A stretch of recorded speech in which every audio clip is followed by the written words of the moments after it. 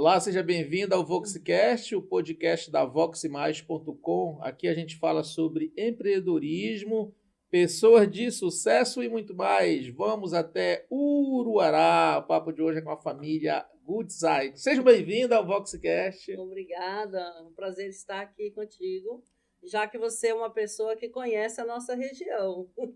Sim, Elton! Muito prazer em te ver de novo, Jonas, né? Foi muito interessante que vocês tiveram a coragem de ir lá na Transamazônica visitar a gente, lá na Fazenda Panorama, né? Enfrentaram poeira, lama. Foi bacana, aquilo ficou na história aqui da Vox. Né? A gente tem que fazer de novo, inclusive. Vamos fazer, vamos aumentar a equipe para levar agora lá. Sim. Da indústria cacaueira, né? Como é que isso surgiu na família, Ilci?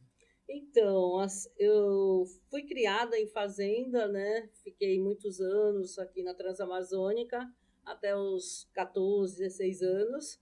Daí fui estudar no Rio, em Rio, São Paulo, e depois, né, vendo toda aquela dificuldade do meu pai, da minha mãe, trabalhando, plantando, né?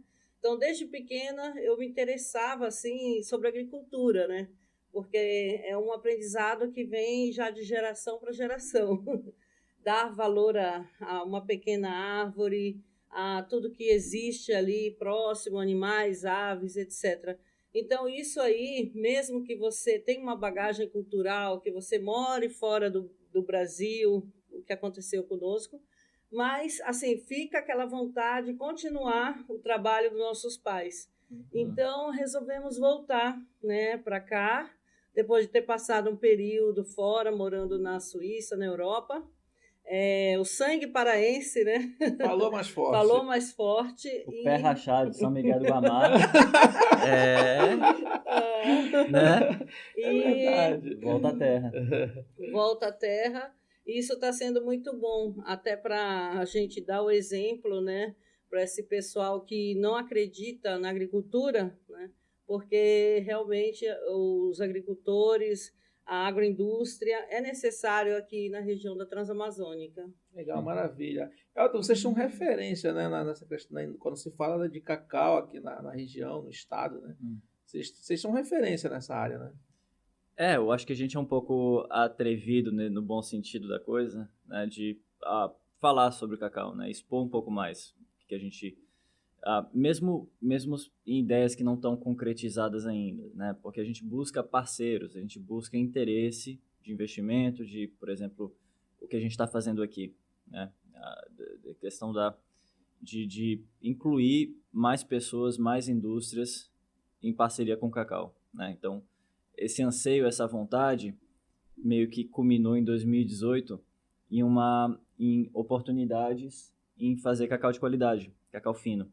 E a gente tinha essa vontade de se destacar, de fazer alguma coisa diferente, de simplesmente plantar, produzir bem, botar para secar a amêndoa do cacau, colher, secar e vender como commodity, né? Em um preço sem segurança de preço, preços ruins, geralmente, e sem diferenciação, sem uma escala, uma escada de possibilidades, de expansão. A gente não tinha isso.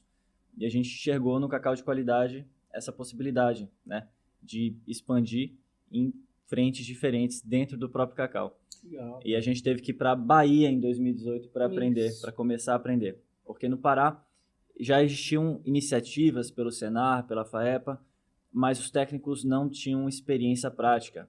E isso aí é importante, né? Porque na teoria tinha toda a receita do bolo, mas quando você faz qualidade em qualquer coisa na vida, o divisor de água está nos detalhes, né? E a prática é essencial aí, né? Sim. Nesse processo. Como é que aconteceu lá na Bahia? Então, chamaram a gente para participar de um concurso, né? Aí, nesse tempo, eu encontrei uma pessoa também que vale ressaltar, muito importante nessa trajetória, que é o nosso agrônomo Piacentini, né, que é professor da universidade lá em Altamira. Isso.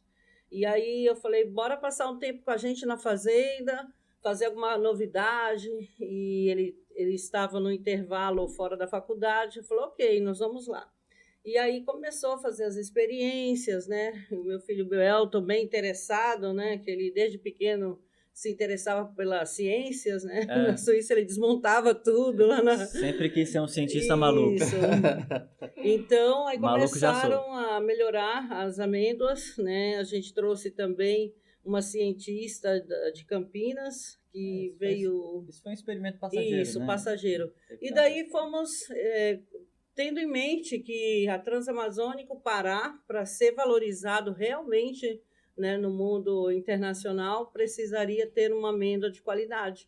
Aí fomos para a Bahia e, pela surpresa, ganhamos primeiro e segundo lugar o melhor cacau do Brasil. Olha, que coisa bacana. Pelo SIC, né? Sim. O Adriano. Que é o Foi em que ano? 2018, que é o SIC, é a sigla que descreve o Centro de Inovação do Cacau. E eles realizaram o primeiro concurso nacional de qualidade de amêndoa de cacau, né? Porque o cacau ele tem todo esse potencial organoléptico. Assim, fazer esse prefácio, né? O cacau ele tem esse potencial absurdo em várias frentes. Na frente do sabor, que a gente está falando agora, e também na frente da saúde, né? Dos antioxidantes, do estimulante, né? Tem cafeína, tem teobromina, tem antocianinas, tem muita coisa, né? Então, é um universo de possibilidades de nichos. Agora, os processos para poder produzir isso em escala e chegar num ponto onde a gente consegue replicar isso de uma forma industrial, levou até agora, em 2023, para a gente estar realmente fazendo esses passos mais concretos. Em 2018, a gente foi lá para a Bahia. Inclusive, vale a pena agradecer o pessoal, o apoio do pessoal da CEDAP também, né? Que eles levaram a gente, eles convidaram a gente para as primeiras feiras, participações das feiras do produtor de cacau e de chocolate, na Bahia, né? Em Paris também, no ano passado, em 2017. E isso foi abrindo algumas portas, né? Então, tem muitos produtores que vão, mas eles acabam meio que passeando e tendo contato com uma coisa diferente. Uhum. Mas quando você procura enxergar as possibilidades e aproveitar as possibilidades, dá para avançar bem rapidamente, né, com essas oportunidades. Então, assim, a gente viu um universo se expandindo, né? A gente só pensava que era só isso que a gente tinha para fazer. E era uma relação de amor e ódio com o cacau, né? Porque a gente gosta do cacau, mas era sempre aquela coisa assim, poxa, é só isso que a gente vai fazer pro resto da vida, né? E a gente começou a ver na Bahia, naquela época ainda já tinham 70 e poucas pequenas marcas de chocolate. Uhum. Hoje esse número aumentou exponencialmente e a gente visitava as fazendas e via os processos lá de fermentação, de colheita, os produtores e técnicos abrindo fruto, cheirando a polpa, falando do varietal que tinha tal potencial e tal perfil de sabor e de aroma. E, nossa, foi uma explosão de criatividade na mente. Aí eu pensei, caramba, tem todo esse potencial bem ali, bem em casa. Então a gente correu, voltou para a fazenda e continuou com os experimentos e mandando para os clientes. E, bom, aí chegou no ponto onde a gente esbarrou nos limites e gargalos de estrutura e processos que eram muito manuais. Né? Então, isso tudo limitou muito, porque chega um ponto que é complicado ficar fazendo só um nicho de qualidade. Precisa dar um salto em questão de escala, até por questão logística, né? Porque a gente se via... Você precisa produzir mais, né, cada vez. Porque a gente se via tendo que mandar poucas quantidades para vários locais distintos no Brasil e o frete acaba sendo muito caro, porque a nossa logística é muito ruim. A gente não tem ferrovia, né? O Brasil perdeu esse desenvolvimento, inclusive o seu Aldo Rebelo está lá em Altamira e em uma das palestras dele ele contou sobre que parece que em 1930 o Brasil tinha 24 mil quilômetros de malha ferroviária e em 2023 continua a mesma coisa. Então, a gente não avançou em nada e continuou com estradas e a gente não tem estrada na Transamazônica, né? É tudo, inclusive Agora temos a PA 370. É uma filha de atoleiro lá, né? Então, bom, resumindo a coisa, a gente percebeu que a gente precisa de escala, a gente precisa modernizar a questão da produção dessa verticalização. Ali na cidade, né, é uma terra ali, a terra roxa, né? A gente percebeu na Hoje chocolate. Uhum. é a melhor terra para se plantar cacau. Isso, a melhor terra, porque eu brinco, né? Eu falo, olha, só não nasce gente porque Deus não deixa, né? Na terra Porque ali, né? você vê as plantas Depende. crescerem a olho nu, né? Assim, muito, muito próspera, né? E férteis. E isso daí é muito bom para o cacau, mas o que está sendo descoberto agora é que o cacau ele pode ser plantado em outras áreas, Sim. em outras terras mistas, né? Inclusive no cerrado, Sim. em outros Ele lugares. ajuda no reflorestamento, né? O Isso. cacau Sim. tem uma série de benefícios, né? A planta em Até si, eu né? falei assim, poxa, a gente tem que mostrar para o mundo que o cacau é a planta guardiã da Amazônia, Sim. né? Não é falar só não desmate e impor leis que para o agricultor acaba dificultando, aí que vão continuar desmatando. Agora, se houver incentivos, né, para que o agricultor fique na terra, que ele plante o cacau mesmo na floresta, sem desmatamento, né? Ali tem um espaçozinho, opa, está batendo sol, vou plantar uma árvore, vou plantar um cacau, vou plantar um cumaru, vou plantar uma outra cedro australiano, qualquer coisa que já está dando ali mais... E agronomicamente organizado, né? Isso que é importante também. A gente tem que plantar floresta, mas é importante ver qual que é a cultura protagonista, né? Então, nesse caso, é o cacau, porque é a cultura de maior impacto econômico, né? Agora, o açaí também tem um impacto econômico enorme. Só que aí a gente esbarra em outro assunto, que é um problema crítico brasileiro, que é a falta de pesquisa, né? A Embrapa está abandonada, a CEPLAC está abandonada, as instituições de pesquisa estão envelhecidas envelhecidas em estruturas e em questão dos próprios técnicos e pesquisadores, né? Não tem troca de bastão para novas pessoas, novos cientistas. Isso é um problema muito grave. Os jovens, né? Os cientistas de hoje é uma nova mentalidade, né? Isso. Não, eles não ficam aqui.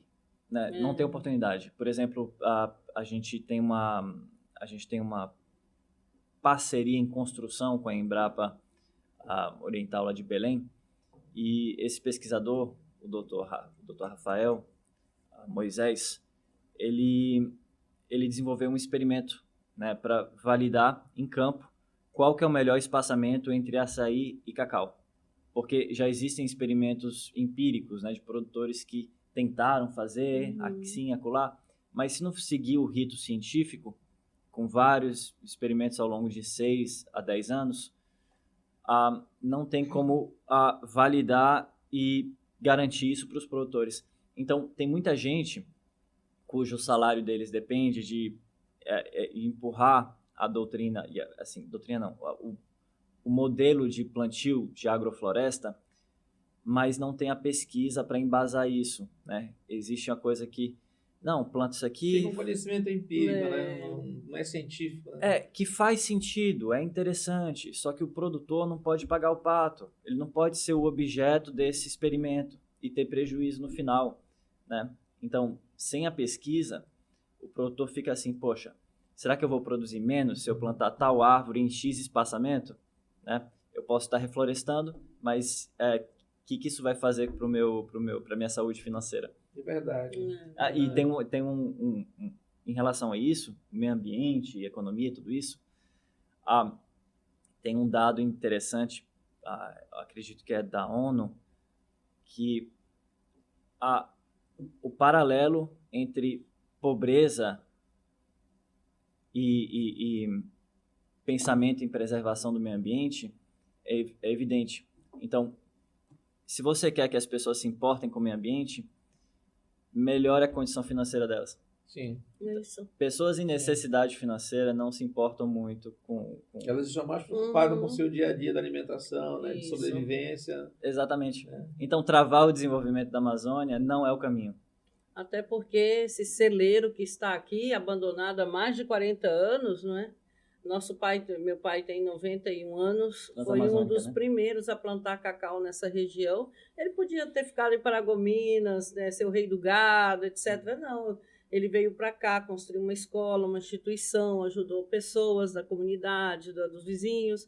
Isso aí não é valorizado nunca, né? A gente precisa mudar essa mentalidade do Brasil, né, onde que valorizem quem está no campo, né? Inclusive, na minha faculdade, eu fiz uma defesa, né, de uma tese que era vida no campo. Olha só. E aí eu, assim, naquela época eu nunca pensava que eu ia voltar e administrar as propriedades, e junto Queria com o meu fugir, né? filhão aqui, né?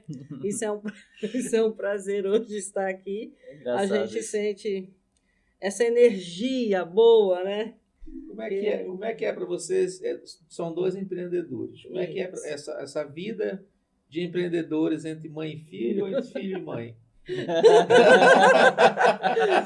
Não. É uma dupla dinâmica. É verdade. Quando ele está desanimado, eu animo. Quando eu estou desanimada, ele vamos lá, vamos conseguir. E assim a gente vai junto e a gente sabe separar, né? Quando tem que dar um puxão de orelha.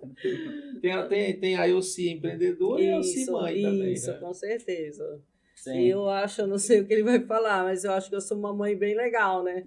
Bem jovial, bem assim, a gente faz viagens juntos, a gente vai nas reuniões, nas empresas, né? Desafios, opa, vamos lá. E a gente consegue, graças a Deus, né? Pelo menos todas as vezes que eu vejo, é tipo um, né? Um só. É, Onde tá um, tá outro. Toca aqui. porque é isso, Foi com né? ela. Toca direito. Foi com ela que eu Chega mais aprendi. um pouco do- Foi com ela que eu aprendi a. Puxa a cadeira. Foi com ela que eu aprendi a não Aham. não ter medo ou vergonha de encarar alguns problemas de frente ou fazer contato com pessoas talvez são importantes. Às vezes a gente fica um pouco acanhado ou tem vergonha de expor as nossas ideias. Uhum. Defender alguma ideia, É. alguma coisa. Sim, sim. Aí eu fui percebendo, né, com Essa porta tudo não que ela abrir, teve a que gente enfrentar empurra. aqui quando, por exemplo, quando era um pouco mais jovem, eu estava só jogando videogame e matando aula. Ela estava tendo que enfrentar na fazenda problemas muito graves, né? Enquanto os meus avós estavam sozinhos lá, muitas coisas ruins aconteceram. E se ela não tivesse voltado, ela, minha tia, aí depois, futuramente, com o apoio dos tios também, a gente teria perdido tudo, né? E os Isso. avós não estariam vivos, né? Porque, assim, é uma história complexa, cheia de reviravoltas, de tragédias, mas também de vitórias. Foi um desafio que, quando eu pensei em voltar para o Brasil, que tudo coincidiu, né? De voltar, encontramos muitas... estava acontecendo na região, né? Momentos políticos Uhum. terríveis que iam nas propriedades e multavam por... talvez porque o jirico, o trator estava sem o espelho, alguma coisa do Não tipo. tinha energia rural, aí não tem chuveiro elétrico. Multa. Trabalho Isso. escravo. Isso Dá pra aí entender? era ocorrente em todos os municípios aqui no Pará, e eu me deparei com isso. Eu falei, meu Deus, esse é meu país, esse é o Brasil. Mas quando eu saí daqui não estava assim, o que está acontecendo, né? Então Deus me deu coragem, pelo meu pai, pela minha mãe, pela minha família. A gente lutou e conseguimos ir a Brasília, falar com pessoas que foram assim especiais, né? E ajudaram a mostrar para a pessoa que estava governando o país naquela época, em 2008, né? Uhum. Que não é assim que funciona realmente. E aí pararam de atormentar os agricultores. Eu me sinto vitoriosa, Lógico, uma porque vitória até boa. então ninguém tinha se disposto Nenhum a representante. encarar, nem nada. político, nem, Uhum. sabe? Então eu Tiveram falei, que sair poxa, daqui, do meio da Amazônia e tal, para fazer Sim. esse questionamento. fui em né? Brasília Fazer essa lá, defesa, né? Para se falar defender. lá com a Procuradoria do Trabalho. E boa. fez esses corruptos tremerem na base. Vocês estão falando de retorno, voltar para o Brasil. Como é que é? Antes de vocês estarem na fazenda, por onde é que vocês moravam? Por onde? O que Sim, vocês a faziam gente por morava lá? na Suíça, né? Eu fui primeiro, que eu fiquei viúva, infelizmente, em São Paulo. Depois que eu terminei a faculdade, né? O pai do Elton faleceu no acidente de carro. Então, a minha irmã já morava fora do Brasil, já estudava lá. E como a minha profissão é pedagogia, né? Bem complicado no país, ela falou assim, é importante você aprender aqui o idioma, conseguir a nacionalidade, trazer seu filho, porque, infelizmente, no Brasil você não vai ter essa oportunidade que você vai ter aqui. Então, pensando bem, fui 3 meses, estudei o francês, Aliança Francesa, deixei meu filhão com a minha mãe, né, aqui na fazenda. E aí batalhei, e de repente as portas se abriram lá, porque a minha faculdade foi reconhecida entre as melhores do mundo pela USP. Coisa boa. Aí eu falei, nossa, que oportunidade bacana. Então eu comecei já a trabalhar numa guarderia, numa creche. Qual era a faculdade? Pedagogia, Pedagogia, administração escolar. Uhum. Então eles me deram a oportunidade de trabalhar em pequenas escolas com crianças até de 0 a 5 anos. Mas o salário, caramba, enorme, né? Assim, tipo, hoje, Comparação. 30 É mil bem reais. parecido com o daqui. Isso. Pois Porque é. lá a parte técnica é muito valorizada, Certo. né? Se Sim, você é educação, florista, né? se você, sabe, é outra educação. Não, é um país que Então, preza pela educação, né? eu já tinha como sustentar o meu filho, busquei e tal, e já me organizei lá. Só que aí acabei casando novamente com o suíço, é a vida, né? E aí ficamos lá 12 anos, ou 13 mais ou menos. E o Elton, com 5 anos, já estava aprendendo a falar outros idiomas. Gostava da Suíça, Elton? 13 anos não, companheira. 12. Sim, criança aprende muito rápido, né? Cérebro super Sim, plástico, sim. né? Malhável. Mas aí as circunstâncias da vida parece que é o destino que puxando de volta, assim, Isso. não, opa, vocês estão ali do Sai outro do lado do Nesse, mundo. salto. nesse período, eram os seus pais que cuidavam da fazenda. Isso. E eles ficaram meio que abandonados, porque um outro filho morava fora, Porto Velho, São E eles Paulo. também já tinham uma idade, né? Já, 70 e poucos anos, 80. Pra Não. cuidar de uma fazenda. Sim, E o com velhinho certeza. orava, falava, essas minhas filhas precisam voltar, que tem mais uma irmã, Eunice, né? Ela cuida da parte da administração também e exportação, Sim, vendas. vendas, né? Sim. E aí... Boa. Eles estavam sozinhos. Eu queria saber como é que era a sua vida lá, o que é que você lembra lá da Suíça, lá nesse período da infância lá. Foi uma infância perfeita. Eu era, assim, perfeito talvez uma palavra forte, né? Porque não existe perfeição. Mas a gente Era feliz. acabou morando numa cidade pequena, perto de Lausanne, na Suíça francesa. E eu era livre, né? Moleque solto, nos anos 90. Né? Hoje em dia isso é difícil, ia sozinho né? para a escola, que lá é obrigado. A mãe fica 2 quilômetros longe e deixa o filho entrar sozinho na escola. Eu pegava... Outra cultura. Também eu pegava a rua, bicicleta, ia embora para outros vilarejos próximo, e fazia aventuras nos bosques. E a Suíça é cheia de bunkers, né? Porque é um país neutro, mas tem todo um histórico tem segurança. militar interessante, né? Inclusive os suíços eles têm uma obrigação de servir 2 anos. É tipo a Coreia do Sul, né? No serviço militar. E tinha uma base militar perto, aí eu ia lá escondido e entrava embaixo dos tanques. Você estava mais ou menos, nessa época, você estava com quantos anos? Bom, eu tinha Você foi com 5, né? Não, ele foi com 2. Foi com 2 anos. Ele aprendeu francês e o então português depois. Eu perdi um pouco o francês. Né? É porque ele mentalizou. J'avais un petit peu d'accent, mais je parle pas français. Tu parles aussi. Je parle anglais maintenant. Oui, parce que... non, c'est pas vrai. Sacre bleu, mon ami. Não, a gente perde a prática. Ele foi alfabetizado em francês, tudo. O problema é que depois do divórcio, acho que ficou triste de vir para o Brasil, não sei, e aí... Sim, vamos... Chegou com quantos anos quando voltou? 14. Né? 14, só ficou dos 2 aos 14. Um pouco antes. Vamos fazer a sessão de terapia aqui. Diga-me como você se sente. E o que desse período, né, que você chegou aqui quando você retornou, né? Como é que você vive hoje, né? Daquele período que você lá numa outra cultura, quando você chegou aqui, como é que foi essa adaptação? Pois quando a gente voltou, a gente passou quase 1 ano em São Paulo, né? Ali na Baixada Santista. Aí eu surfava todo dia. Assim, Era o playboy. Não, assim, eu aproveitava a vida, né? Sim, estudava no Objetivo. Estudar, matar aula e surfar e fazer corujão jogando CS na Lan House. Jovem, né? Era de ouro. Mas aí a gente acabou tendo que voltar para a fazenda, né? Os avós, meu avô, ele sempre foi uma pessoa muito forte, eles sempre foram fortes e resilientes, né? E com isso vem um pouco de orgulho, né? Uma dificuldade em admitir que precisa de ajuda.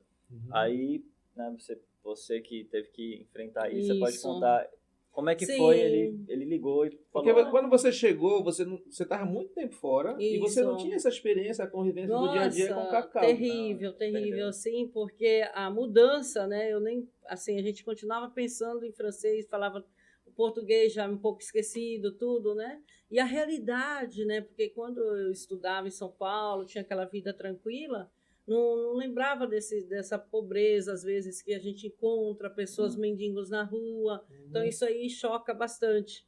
Mas, assim... Até a cachorra que trouxe, ela ficava assustada com o mendigo na rua? A gente trouxe uma cachorra... Uma labradora? Uma labradora e um gato suíço. Coitado. Que eram nossos amigos. O Viking. Nossa, eles olhavam assim, eles não queriam pisar na terra, na grama. Mas incrível. Ela via o mendigo na rua e ficava assim... Ela ficava triste. Mas, assim, a experiência foi crucial, né, para poder haver essa mudança. Tipo, eu brinco, assim, dos saltos para as botas, né? Quando eu vi que meu pai estava com essa certa idade, meus outros irmãos não podiam ajudar naquele momento, e a minha outra irmã ainda estava morando na Suíça, e sobrou para mim. Aí eu lembrei de uma mensagem que a minha avózinha, pioneira, missionária, faleceu. Antes dela falecer, ela falou: Elci, do nada, um dia você terá uma grande responsabilidade. Lembre-se disso, quando esse dia chegar. Aí eu falei, caramba! Forte, cara. Eu falei assim, nossa, acho que esse dia chegou, né? E daí Deus me deu força, eu coloquei o chapéu, a bota, que foi a nova Elci, a rainha do cacau, né? Aí, ó. Que apareceu, essa personagem. Ainda foi uma jornada longa até aí, Isso. né? Mas muito trabalho, né? Então, lidar com pessoas, com mais homens, não é? Porque a região... As pessoas não estão acostumadas a receber ordem de mulher, vamos dizer assim. Agora, hoje, tem muitas mulheres empreendedoras, né? Que bom, né? E fazendeiras, agricultoras, isso é muito bom. Mas há 12, 13 anos atrás, não tinha praticamente poucas mulheres. Então, eu me vi obrigada, né, a dirigir o carro, a entender do trator, a entender de tudo, do cacau, né, adubação. Comecei a estudar, a pesquisar, da lei trabalhista, né? Acho que me tornei um pouquinho de cada coisa, né? Advogada, tudo, médica, doenças. E isso daí foi um aprendizado que ninguém pode me tirar, né? Nossa, essa liderança que você vai dia a dia conversando com as pessoas. E eu sempre digo ao meu filho, nunca esqueça a primeira coisa, fé em Deus, humildade, né? Que é a coisa mais importante, você ser humilde.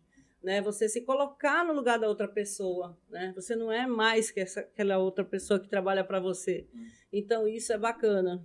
E isso daí as pessoas foram gostando, foram respeitando, né? Sim. Então, é um aprendizado, é uma escola que você tem que vivenciar. Você não aprende na universidade, isso é fato, né? Sim. Você pode ter o estudo que for, planilhas, tecnologia, vou administrar aqui essa propriedade, fluxo... vou fazer, mas não vai se você não colocar o pé no chão, né? Sentir ali o dia a dia de uma propriedade, uma fazenda, desafios. Entender os problemas, né? E tudo isso com amor ao próximo, né? Isso. Respeitar o próximo, Sim. Isso. É bíblico, né? Sim, nessa era aí de sinalizações de virtude, né? Com o marxismo social permeando a cultura, vem importado dos Estados Unidos para o Brasil agora, né? Ganhando mais espaço. Esse exemplo mostra que ela teve que enfrentar machismo, claro, mas isso se resolveu com competência, né? Não reclamando, poxa, coitada de mim, me respeitem, por que vocês, entendeu? Ninguém tem pena se você está chorando do seu dia a dia, ninguém quer ouvir isso. Assim, então, eu tinha um problema para resolver, mas eu chegava alegre, olhando, olha, já estou conseguindo, está dando certo, vamos trabalhar, bora fazer isso aqui, e opa... E os resultados, final da tarde já passava, se tivesse que falar com alguém mais sério, e depois, entendeu? Competência mesmo, né? Trabalho, dedicação mesmo. Isso. Senão... sim. E aí eu descobri uma outra pessoa, uma empresária, uma líder, né? O respeito é conquistado. Isso, com sim, certeza. Isso para todo mundo, né? Então essa é uma mensagem muito valiosa para todo mundo que E aí Que começamos também, né, Elton, a participar dos eventos, né? Você lembra, né, que a gente Sim, veio sim. aqui em Santarém, de carro cheio de lama e Sim. tal, nem no cabeleireiro tinha ido, né, porque não tinha dado tempo. Saímos na capa da revista, e isso daí foi saindo as reportagens, né? Ia para Belém participar, isso aí Sim. foi muito Eu bacana. lembro que depois que vocês saíram na revista, a associação comercial foi até a fazenda, Ah, né? sim! Foi. Olha, quero até fazer aqui um agradecimento, né? Assim, porque Pessoal da Assis. o É. senhor Roberto Branco, uma figura, né, que a gente admira muito, ele esteve na nossa propriedade, né, várias vezes com a Assis, vários empresários, e foram lá humildemente falar que queriam aprender comigo. Eu falei, meu Deus! Eu tava perguntando, uai, o que esse pessoal de Santarém quer aqui? É porque é interessante, inclusive, pouco tempo atrás eu falei para a Associação de Altamira, né, uma puxão de orelha neles, que o pessoal de Santarém tem mais conexão com a gente do que eles, do que o pessoal verdade. de Altamira. Então, a Assis ela tem um trabalho essencial Tem uma na visão região, diferenciada. uma visão diferenciada. Diferenciada. Ela realmente apoia no que é necessário, Isso. né? Contribui. E o fato deles saírem de Santarém, uma comitiva, Isso, Sim. ficaram um período lá, ficaram uns dias, Isso, né? aham, Então e foram foram ver de várias perto, vezes. conhecer, entendeu? Isso. Então isso aí eu fiquei muito satisfeito com esse resultado. Nossa, nós também, porque toda vez que viemos aqui em Santarém, somos tão bem recebidos, né, por vocês, pelo senhor Roberto Banco, pela Assis, que Sim. nos convidam a participar de eventos, de jantares, de festas. Legal. E isso é muito legal. E esse logo em breve de calor parcerias humano, empresariais. isso. Legal, maravilha. E a... Money! Mano. Com certeza, muito trabalho. Elton, você disse que veio também com a mãe. Você estava com 14, 17? Chegou? Um pouco mais novo, tipo uns 13 anos. Não, uma depois coisa ele assim. foi para Londres ainda. Calma. Ah, Um pouco, gente, é um pouco confuso. Vai. Resume. É um pouco confuso, mas na ida direta para a fazenda realmente foi choque. lá para 2003, mais ou menos, 2004. Foi um choque. Não dá para passar De pano repente você nisso. estava na Suíça, quando viu, estava no meio da Amazônia. Não foi. Qualquer barulhinho à noite ele ficava Não, com pelo amor de Deus. Liga o motor. Não, a É gente normal, Não tinha né? luz. assim, pintando a imagem da coisa. Imagina, uma nuvem de pium te mordendo. Você com Mosquito. alergia. Não tem energia rural, né? Então a gente precisa ligar o motor, né, de noite. Aí tem que desligar cedo. Aí eu queria assistir Naruto, pô. Eu tava viciado em Naruto. Aí passava na TV Globinho e porra, liga esse motor. Mas o diesel tá caro, liga.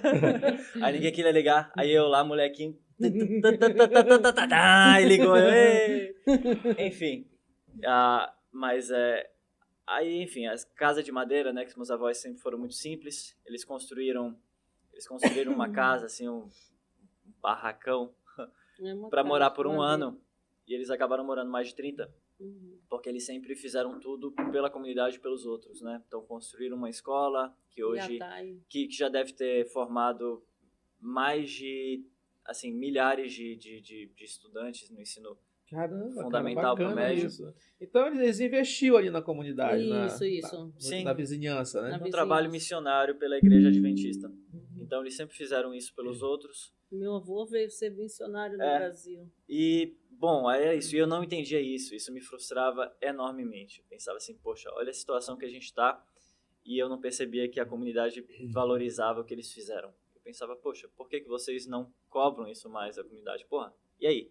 Eu ajudei tanto vocês, agora a gente precisa, ninguém vem. Com um pouco mais de maturidade, tem uma história que pode ilustrar isso. Alguns anos atrás, o meu avô precisou fazer uma cirurgia de catarata. E lá na região, os médicos oftalmologistas ainda vêm tudo poucas vezes no ano, né? Aí esse médico fez a cirurgia de catarata nele, né? Veio e tal, deu uma atenção mais que especial.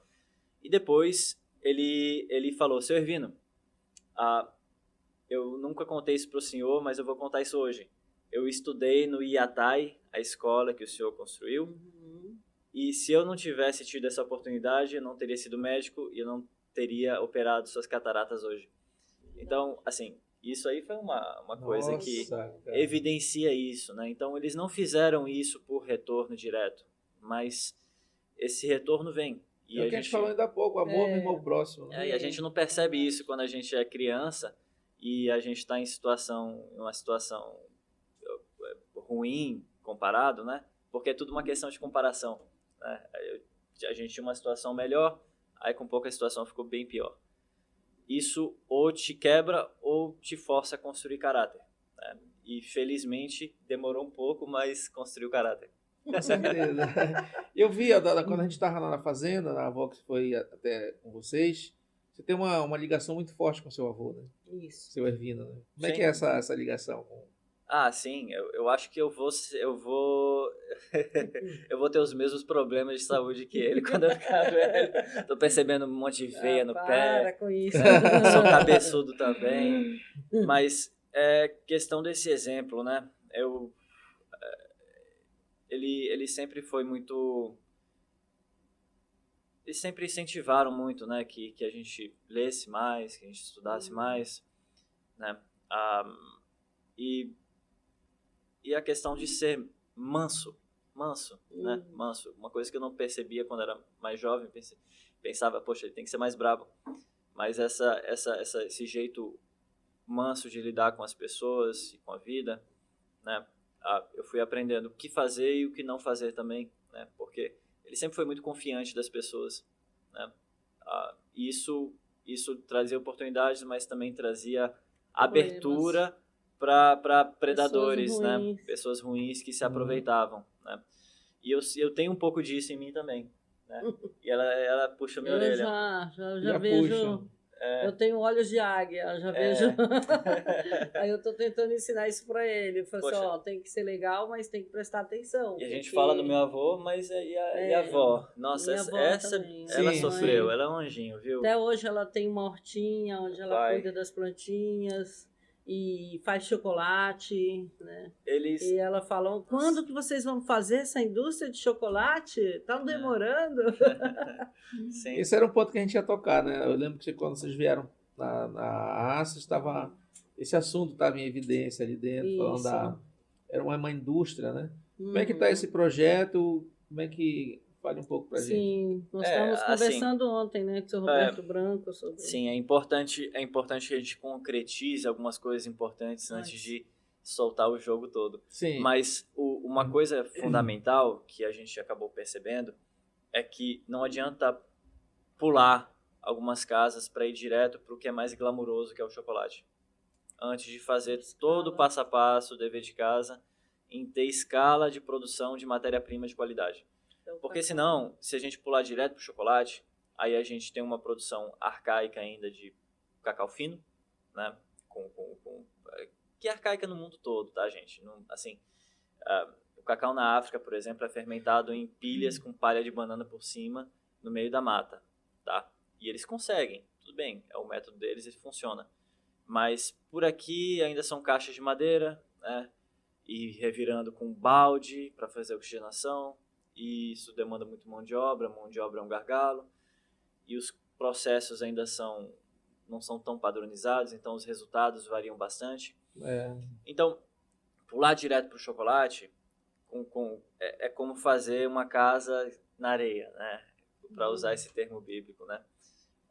Então a gente percebeu que a gente precisa investir na qualidade, na escalabilidade do cacau fino, né? O que é o cacau fino? É um cacau selecionado, né, criteriosamente por maturidade e futuramente por variedade também, levado para a estrutura, feito corte, aí depois tem que fazer a seleção das amêndoas, porque fora ele pode estar com uma aparência boa, mas por dentro precisa de uma triagem também. Aí feita essa triagem, aí a gente leva para as caixas de fermentação, onde o processo vai acontecer. Então são processos simples, mas complexos por outro lado, porque se tiver qualquer erro, depois a gente não consegue consertar. Compromete a qualidade, compromete a qualidade dos passos subsequentes. Então, seleção no campo dos frutos, seleção na abertura dos frutos, o controle no processo da fermentação, que primeiro é alcoólico, o açúcar daquela polpa do cacau, o Brix, né, que a gente chama, ele vai gerar etanol, álcool, numa fermentação fria, né, com pouco oxigênio, porque ele está banhado na própria calda, né, então não tem entrada de oxigênio. Então, ele vai fermentando com leveduras, virando etanol, virando álcool. Aí chega um ponto que tem furos na caixa, aquele caldo vai drenando, né? Vai indo embora. Esse que é o néctar? É o néctar. O néctar, ele já está ali. O néctar é o sumo na polpa do cacau. Mel. Que, inclusive, na indústria a gente quer prensar 30%, que já é a quantia que tem que drenar naturalmente. 99% dos produtores jogam fora. E isso é O néctar? o néctar, a polpa, tudo. Cara, eu tomei. Tu deixa pra gente Muito lá. bom, Aquilo muito é bom, fantástico. maravilhoso. Fantástico. Só tem um produtor na Transamazônica inteira que aproveita o mel de cacau de uma forma organizada, limpa, com a questão sanitária. O seu Hélio do Trevisan, em Medicilândia. E, inclusive, ele chama vários produtores para fazer parte, ele quer fazer uma cooperativa. Mas é difícil você fazer uma coisa. O pioneirismo é uma coisa difícil, é uma coisa cara. Isso daí, lançar no mercado. O mais óbvio e direto que seja. Né? Por exemplo, uma pesquisa empírica que eu sempre faço aqui em Santarém é perguntar qual que é a polpa que mais sai. Em todo restaurante que eu vou, qual que mais vende? Todos falam cacau. Olha aí. E dá para contar nos dedos os fornecedores de polpa de cacau. Nós Lá de queremos- Uruará e da Transamazônica. Inclusive, estamos com um projeto agora, Jonas, com apoio do Bampará, até que, enfim, né, descobriu Legal. um banco aí que nos acolheu muito bem, Sim. né, em Belém. Falamos direto com a presidente Ruth, que é uma mulher de exemplo, guerreira, e ela entendeu rapidamente o nosso projeto. Fomos junto com o nosso projetista Nelson, né, que é Nelson Futatsumori Masayaki. Hai. japonês, Lá de Tomé Açu. Yes. Konnichiwa, Nelson-san. Arigatou gozaimasu. Ele fala baixinho, e aí ele veio e fez o projeto assim, rapidamente. Em 30 dias, nosso projeto primeiro da Fazenda Bom Tempo, que é o projeto aí, já está avançando em 130 mil plantas fertirrigadas. Sim. E nós Mecanizadas. tínhamos uma área já degradada, né, com pastagem, que estava muitos anos abandonada, e conseguimos o título recentemente, né, no governo Bolsonaro, e depois de 40 anos saiu esse título. Sim. Tivemos o apoio do governador do estado, né, ele soube do nosso trabalho, inclusive saímos várias vezes reportagens na revista do irmão dele, que hoje é ministro da cidade, não é? Sim. Lá em Belém, e recebemos prêmios também. Então, tudo isso ajudou nessa construção de exemplo, de trabalho. Sim. E, graças a Deus, podemos ver acontecer, né, um projeto, comprar um trator novo, mais tecnologia, Investir em estrutura. Construções, né? Já temos galpões bonitos lá, todos com tecnologia para armazenamento. E agora vai ser a segunda parte que o Elton está desenvolvendo. Nesse primeiro projeto, o objetivo foi modernizar o cultivo do cacau, tá? Porque o cultivo do cacau ele é muito manual. É manual na cadeia toda. Até o ponto de chegar na indústria, aí não é mais manual. Né? Então, a tecnologia sempre ficou muito da porteira para fora. E em vários lugares no Brasil, como no Cerrado da Bahia, até no Ceará, alguns lugares aqui no Pará, o cultivo do cacau agora está sendo feito de forma mais mecanizada, onde a topografia permite. E nesse lugar, que era uma área um pouco degradada, a topografia permitiu também.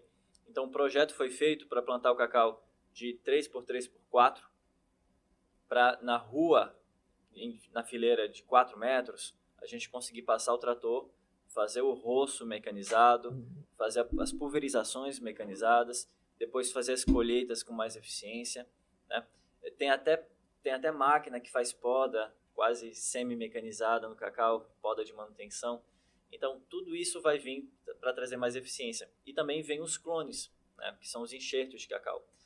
Que assim a gente consegue padronizar os blocos por variedades, e cada variedade tem o seu perfil de quantidade de polpa, de tamanho de semente, de perfil sensorial da polpa, que esse sensorial... Essa padronização é essencial para a qualidade, né? Olha, não é essencial no sentido que não dá para fazer qualidade com o híbrido, que é o cacau que a gente tem. Sim. 99% do nosso cacau ainda é híbrido, que é uma mistura da CEPLAC de 17 variedades.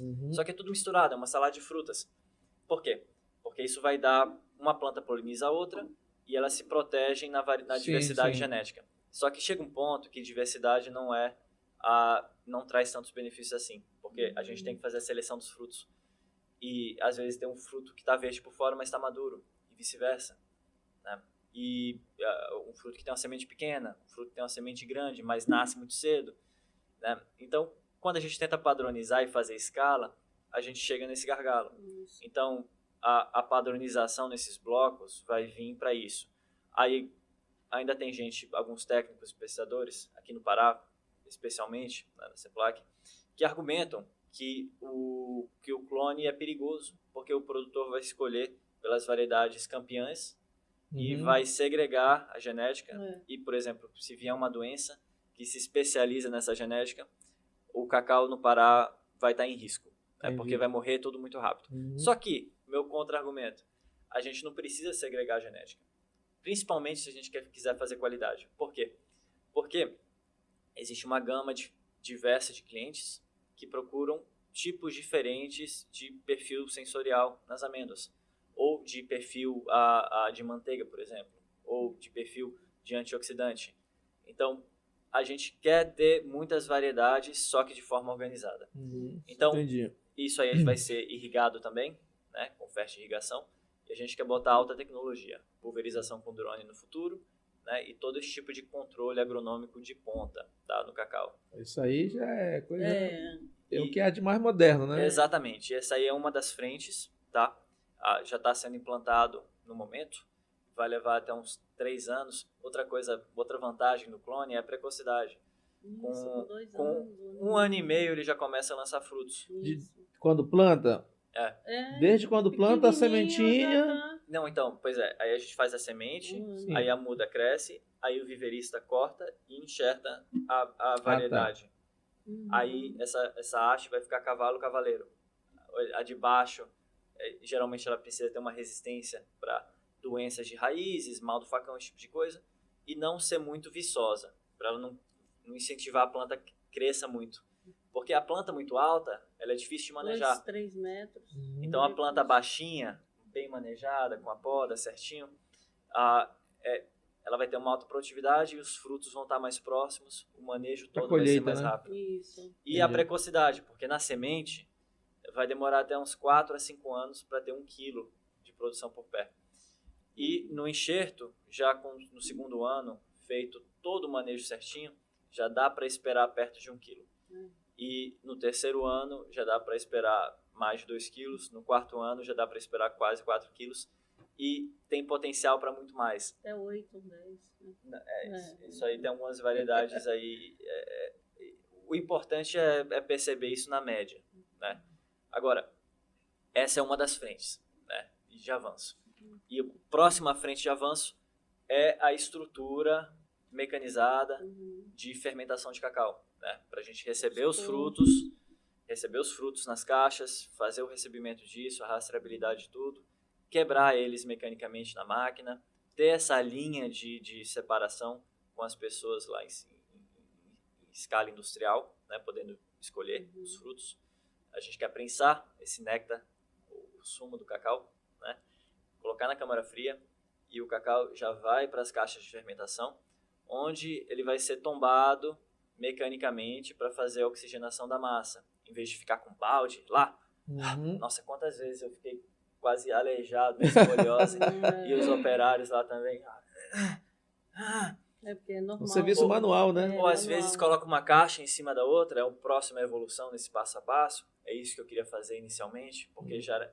O que é melhor do que pegar com um balde e levar para o outro coxo? É colocar uma caixa em arquibancada, porque a gente tira a tampa de uma e vai caindo por gravidade. Cascata, né? Esse é o próximo passo de evolução. E é o que já fazem no Equador há décadas, por exemplo.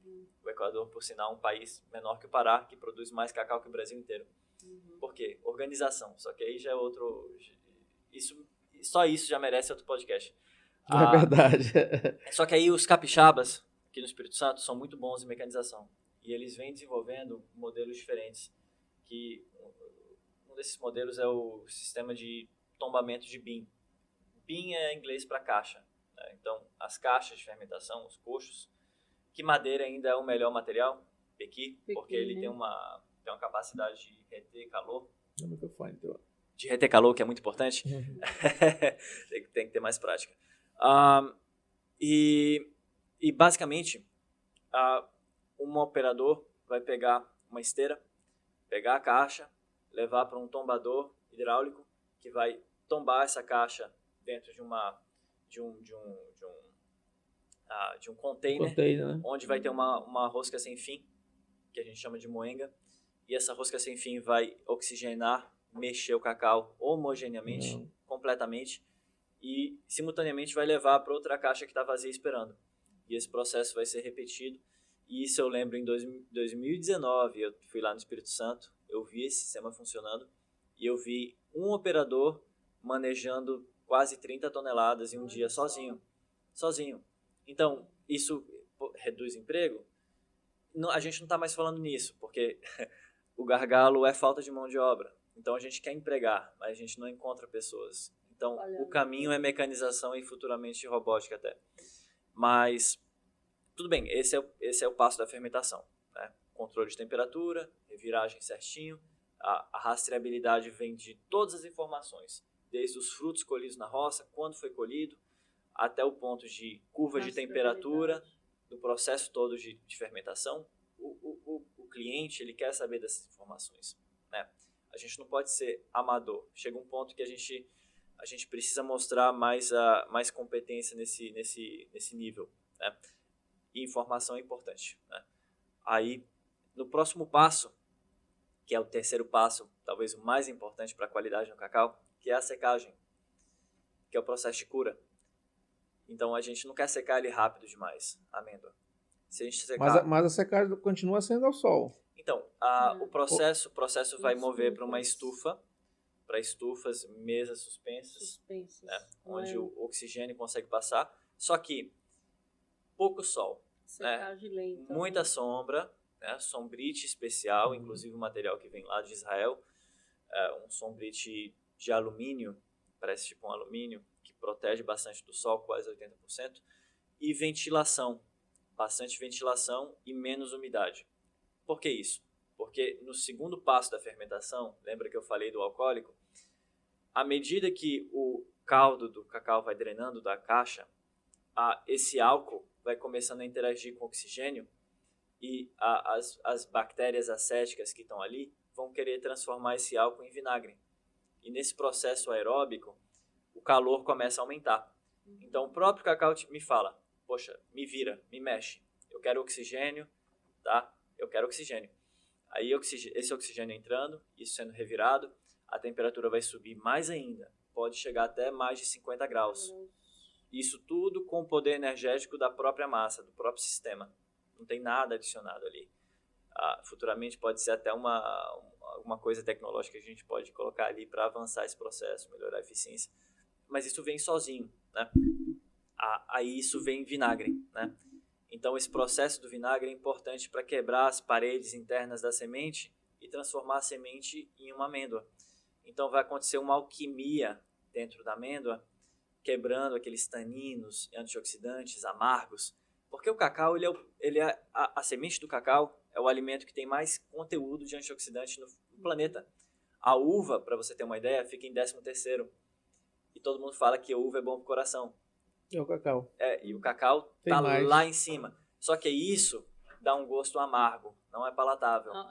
Então, por isso que a fermentação precisa acontecer, para quebrar o amargo e abrir espaço para o intenso complexo. Ele é um gênio. São notas. Esse rapaz é um gênio. Não. É um professor da indústria de cacau. Só que aí quebra isso, acontece isso na fermentação, aí o potencial está lançado.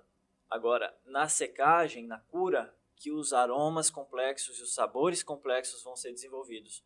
Então, quanto mais tempo a gente consegue curar essa amêndoa, secando ela lentamente, sem desenvolver fungos e problemas externos no processo de secagem, melhor. Então, se a gente depende do sol e do clima, sem tecnologia, aí a gente está à mercê do tempo. Porque se passa, por exemplo, 15 dias chovendo, né? Aí a umidade fica excessiva, aí o controle sanitário ali fica complicado, fica complexo, aí a gente tem problemas com fungos, as amêndoas ficam brancas, às vezes verdes, azuis, e isso aí é um problema. E também vai travar o processo. Aí como que eu vou ter um processo industrial se o gargalo está na secagem? Desde o começo eu percebi isso. O gargalo é a secagem, não é fermentação, não é colheita. Todos esses processos precisam de avanço, mas a secagem, ela trava tudo. Porque se eu não tiver espaço para secar, eu tenho que parar de fermentar. Então eu percebi que a gente precisa secar mecanicamente também. Aí sempre falaram, não dá para secar mecanicamente. Não dá. Por quê? Porque pode vir fumaça do secador do fogo. Tudo bem, existem secadores que se livram desse problema? Existem, sim. Dá para usar caldeira, dá para fazer o aquecimento indireto. Qual que é o outro problema? Excesso de temperatura. Se vier uma temperatura muito alta, tipo 120 graus, para secar rápido, a amêndoa vai selar e vai ficar com vinagre preso dentro e ela vai ficar... Um gosto, né? Eu vou perder esse potencial todo que eu trabalhei na amêndoa. Né? Então, o objetivo vai ser fazer o processo de cura, classificar as amêndoas quando elas chegam no ponto adequado, levar para terminar a secagem mecânica e uma temperatura branda. Assim o processo consegue ser garantido. Aí a gente precisa guardar essas amêndoas em um ambiente específico, né? Porque todos os bichos querem comer o cacau. Então a gente está falando em tarça, rato, barata, tudo quer comer o cacau. Então a gente tem que proteger o cacau. Então o investimento em ambiente também é importante. E isso é caro na Transamazônica e no rural. Principalmente. Né? Porque esse cuidado também ele tem que ter tanto ali no armazenamento como no transporte. Né? Não, senão você perde tudo. Imagina, tem todo esse trabalho para fazer a melhor amêndoa do mundo e a gente tem que juntar quantia suficiente para fazer exportação, que esse é o plano, né? Eu vi uma matéria sobre roubo de cacau. Já? Acontece muito. No sentido do cacau fino, ia ser tipo sal na ferida, porque imagina, vender cacau de qualidade num preço de merda no mercado normal. Mas o cacau de qualidade colocado em sacas especiais ali, realmente eles não teriam um mercado específico para isso. Porque não é mais uma commodity que você pode chegar em qualquer cerealista e vender. Certo, entendi. Assim, ele vai comprar, mas o bandido não vai conseguir, por exemplo, ter um preço especial, porque ele vai precisar ter um cliente especial. Para essa venda, né? Porque é um produto, né?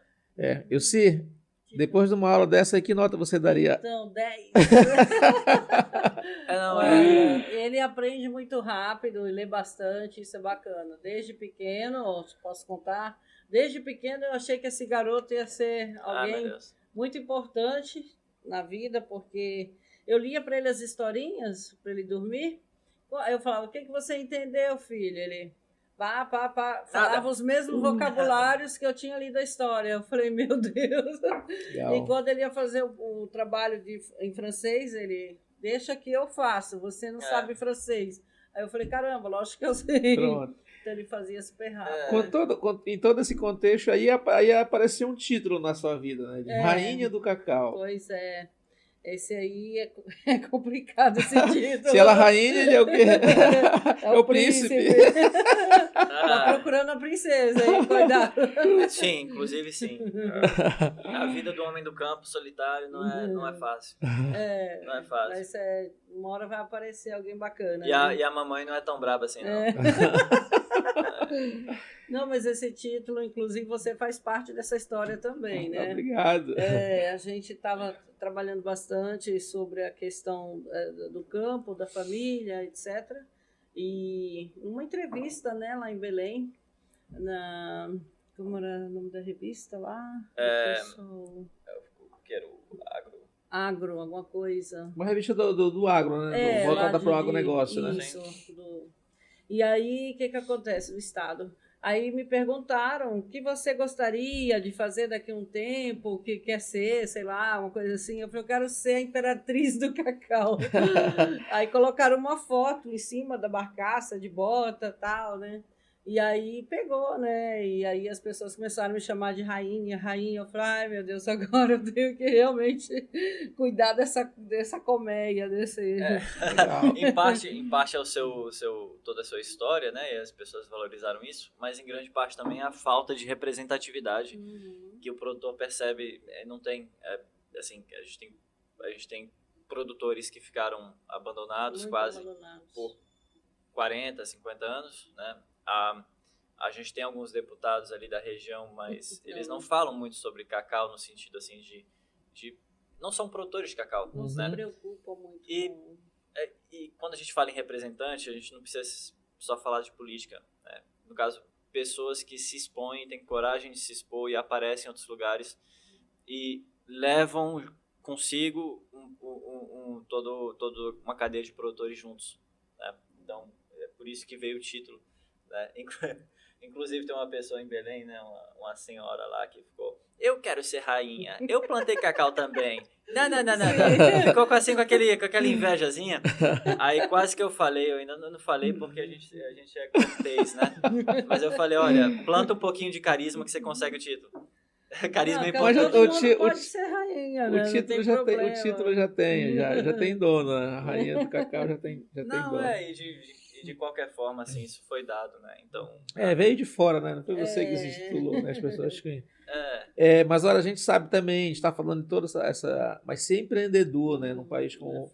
É uma vida muito difícil, né? Como é que é para vocês essa questão, ser empreendedor?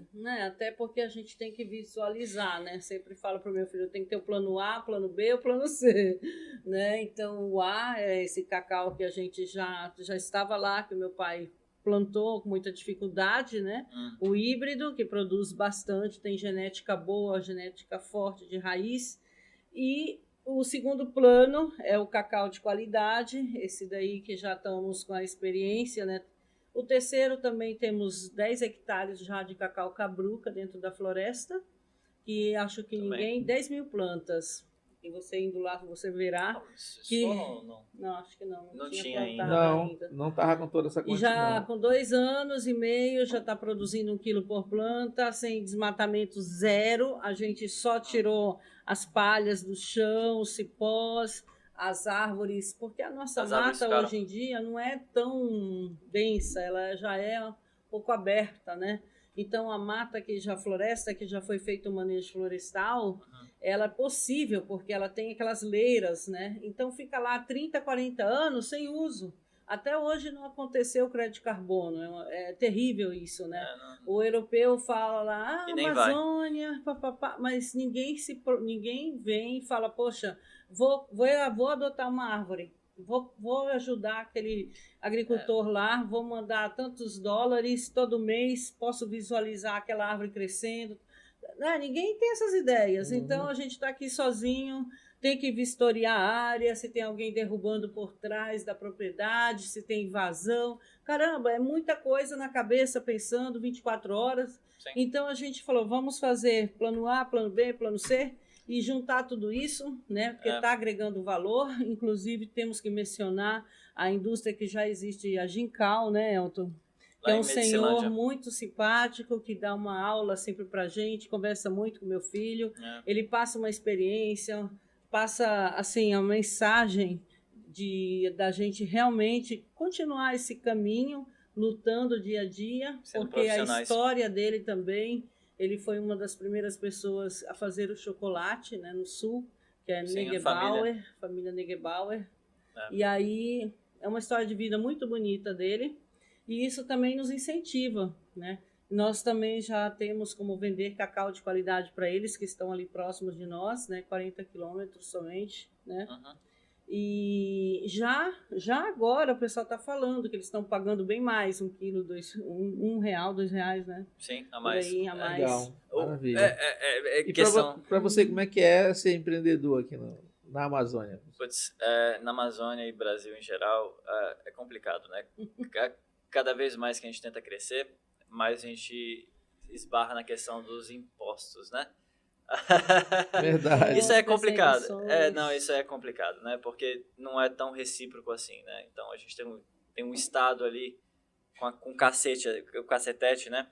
Já apontado para ti, paga, mas a gente não vê isso voltando, né, para infraestrutura local e tudo mais. Então a gente o problema nem tanto pagar, o problema é não ver esse retorno. O retorno, o abandono das estradas, né, a falta de apoio. Aí também a questão de a gente precisa empregar, mas toda a questão da lei trabalhista é complexa, é difícil e parece que é feito para você não empregar, assim, não tem tanto incentivo assim. Né? E as próprias pessoas, os próprios trabalhadores,